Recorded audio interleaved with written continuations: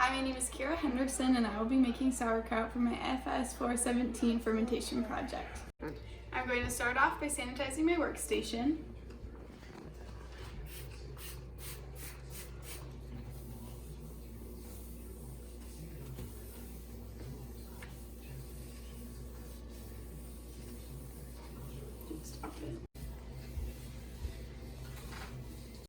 Wash hands with hot water and soap, being sure to wash in between all the fingers and fingernails.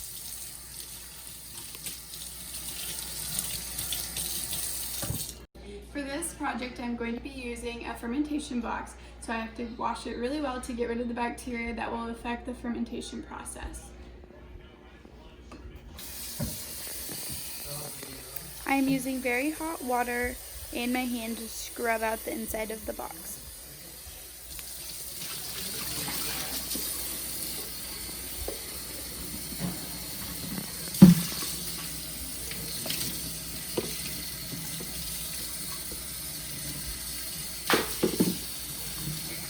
For this lab, you will need 2 ingredients: a small cabbage and 1.5 tablespoons of kosher salt.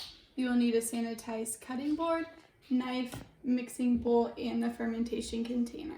The first step is to shred the cabbage. You do not need to rinse it, you just need to remove the outer few layers.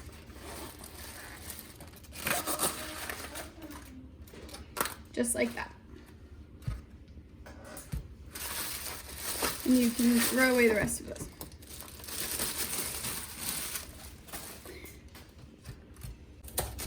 A good technique for this is to cut off the butt of the cabbage and then slice it right down the middle. This will make it easier to cut shreds.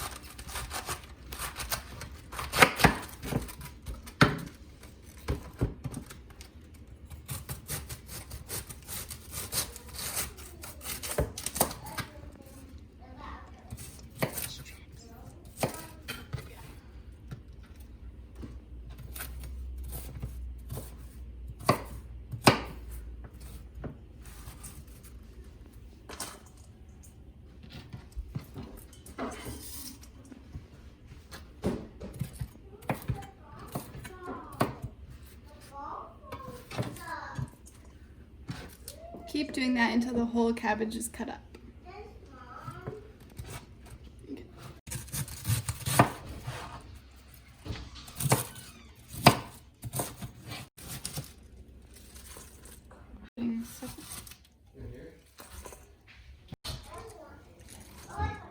I ended up using a little less than a whole head of cabbage. I'm going to sprinkle the salt throughout the cabbage.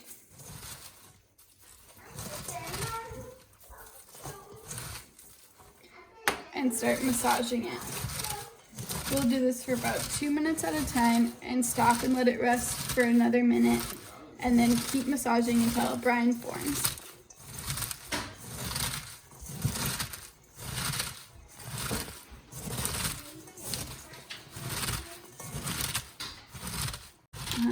It's been about 2 minutes, so I'm going to stop and let it rest.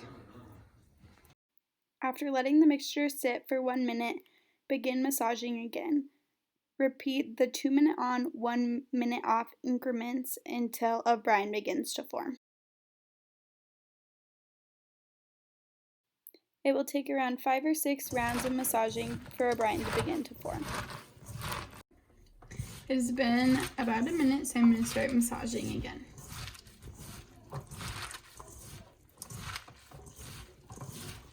I'm being sure to incorporate the mixture at the bottom as well.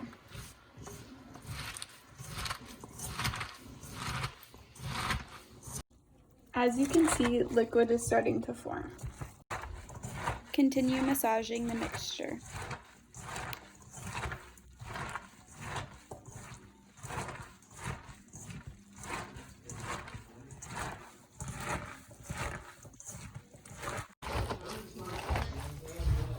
The brine is forming really nicely at this point. I've been massaging it for a while now, and there is a lot of liquid forming, and the mixture is really juicy. Now it is time to use my fermentation box. I'm going to remove the lid and pour the cabbage and salt and mixture into here.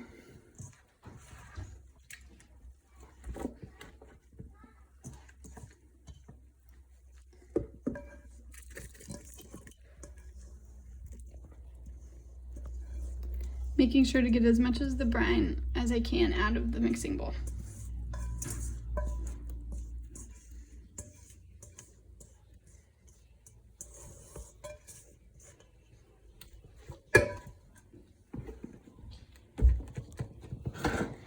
Press it down as well as I can. See how much brine there is in there.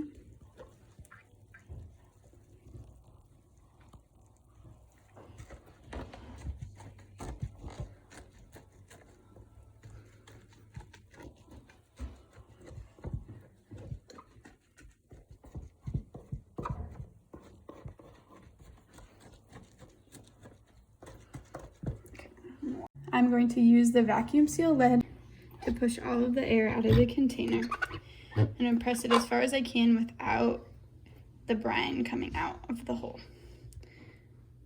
And if a little bit does come out, that is okay. Okay, this is pretty tightly packed in there, so that should be good. I'm going to put the lid on, seal it up nice and good.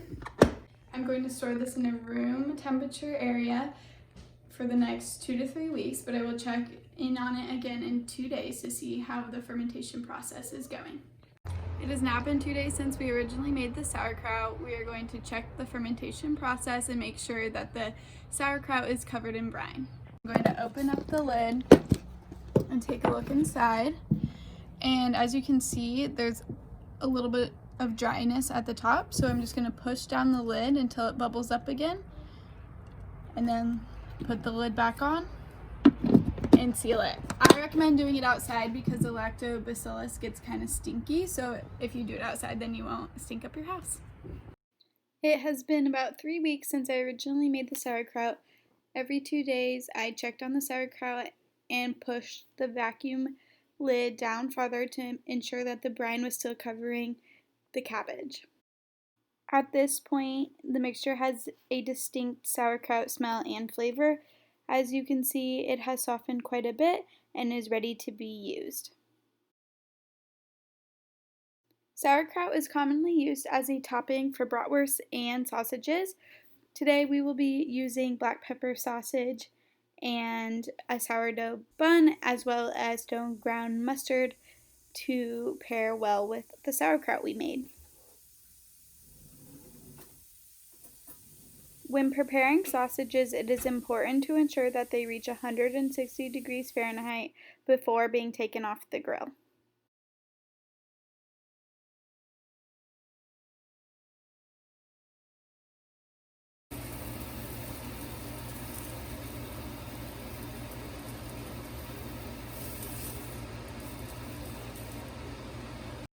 I am now buttering my sourdough buns and placing them on the grill to toast up.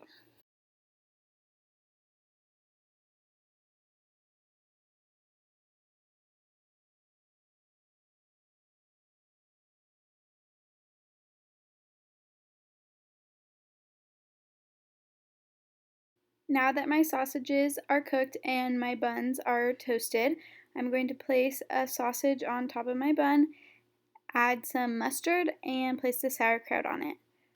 I really hope this lab was informative for you and that you were able to see how easy it can be to make sauerkraut. Feel free to make this on your own and let me know how it is.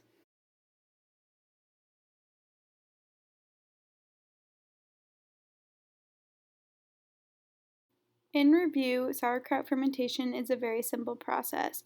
All you need is 1 head of cabbage, 1½ tablespoons of kosher salt, which you massage together and place in a fermentation box. You use the vacuum seal lid to remove all the air from the mixture. Sauerkraut fermentation requires anaerobic bacteria, which is why it is so important to remove all the air. During the first stage of sauerkraut fermentation, bacteria produces carbon dioxide and lactic acid, which increases the acidity of the mixture. Bacteria that cannot handle an acidic pH dies off, and bacteria that can handle the acidic conditions, such as lactobacillus, remains. The lactobacillus present ferments any sugars remaining in the cabbage using anaerobic respiration that produces even more lactic acid. Lactobacillus is what creates the signature tangy and acidic taste of sauerkraut. I hope you now have a better understanding of sauerkraut fermentation. Thank you so much for watching.